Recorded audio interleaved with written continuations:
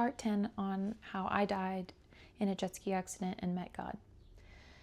So I'm in heaven and God is approaching me and I'm just ecstatic. I'm like, let's go. It's the most excited I've ever been in my whole life for anything ever. Take the happiest moment of your life, times it by infinity. That's what it feels like to be in God's presence and to feel like you're going with him. I didn't even know exactly what that means, going with him, but I just knew wherever he was at, that was my home. And I was so excited and happy.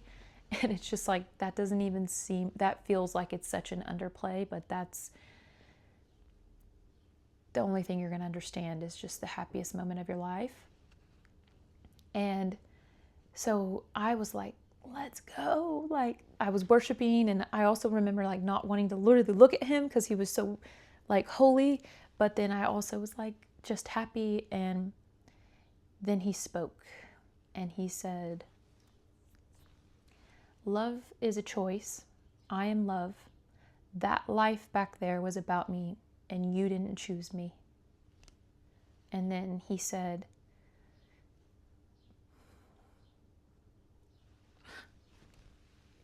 okay, sorry. And then he said, you missed the boat.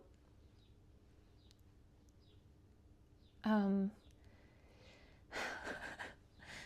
going to try not to cry because that's too much, but I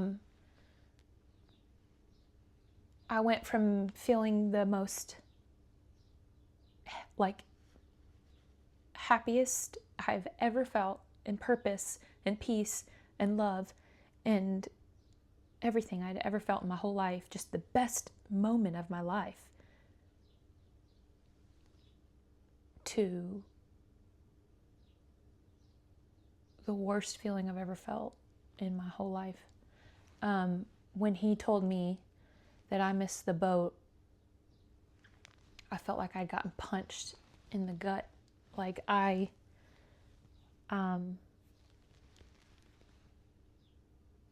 disappointed God, and that will always haunt me. Sorry, I have a hard time being vulnerable in general, but it's not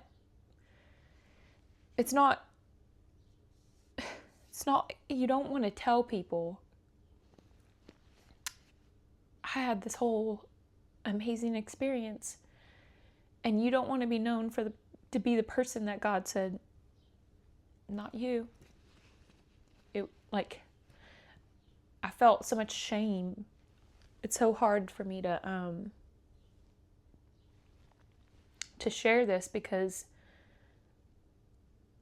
of the shame that I still feel, even though I'm not that anymore. But it's hard. It's just hard to have that experience, and it relives in my head all the time.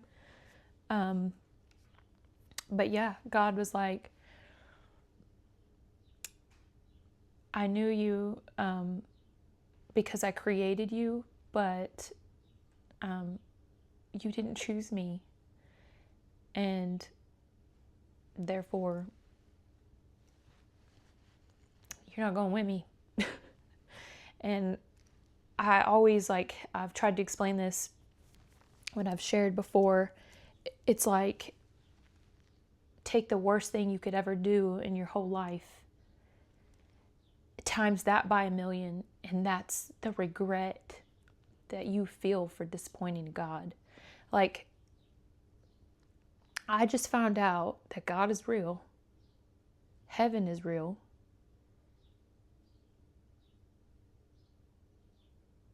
And I'm not going. I missed the boat. That was a very hard pill to swallow. And I dropped to my knees and I just immediately started repenting. And I just was like, I'm so sorry. I was just incredibly sorry. And he let me, he definitely let me repent for what felt like a long time. And then he said, "You've impacted enough of my people that I've heard their prayers, and I'm going to let you go back." I was very like, okay. And he told me that I had to stay awake in order to lie. He said, "I'll let you go back, but you need to stay awake, and if you don't, then the cards will lay where they lay." I was not about to find out where the cards were laying, in other words. One thing that he did, one of the things that I wanted to share today was, I'd always wondered prior to this, God, if you're real and dying's not supposed to be bad, why do people die in terrible ways? And one of the things that he told me was, the way that we die we're not even there. And I experienced it. I could hear my body crying in pain or making this weird noise, but I wasn't there at all. I was actually in heaven, but my spirit and my body were detaching. Hold on. My husband just got home. Sorry. So he had showed me that the way that we die, it's our one last act of him trying to reach someone. He's using our vessel, even though we aren't there, to reach someone else. Okay, sorry. Anyway, so basically, God knew that was something I had always wondered, and he showed me that dying is not scary at all. It's actually lit, both like literally and physically. But he uses our body as, it's actually very poetic. It's our last act of love to reach someone so they can have eternity. And I also want to say, I'm not trying to share this and scare you. Everybody's story is different. God tried to reach out to me a lot in my lifetime. He sent a lot of people. It's not like I had never been exposed to God and faith, and I mean, he tried to reach out a lot, and I ignored him so much. So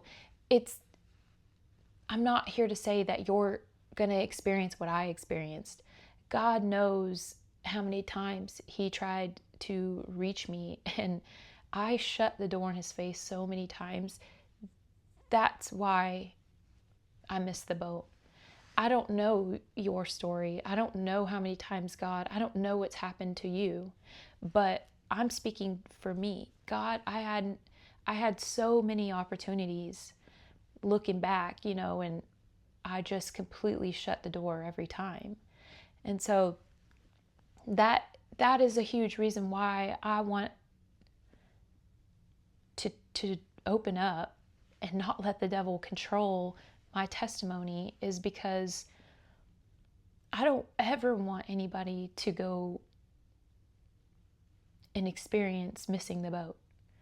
I want people to know that this life isn't it. It isn't. It's a pit stop. That's real. That it's just, we're being tested, and all God is asking of us is to have a relationship. We complicate it. Hold on, follow me to the next part.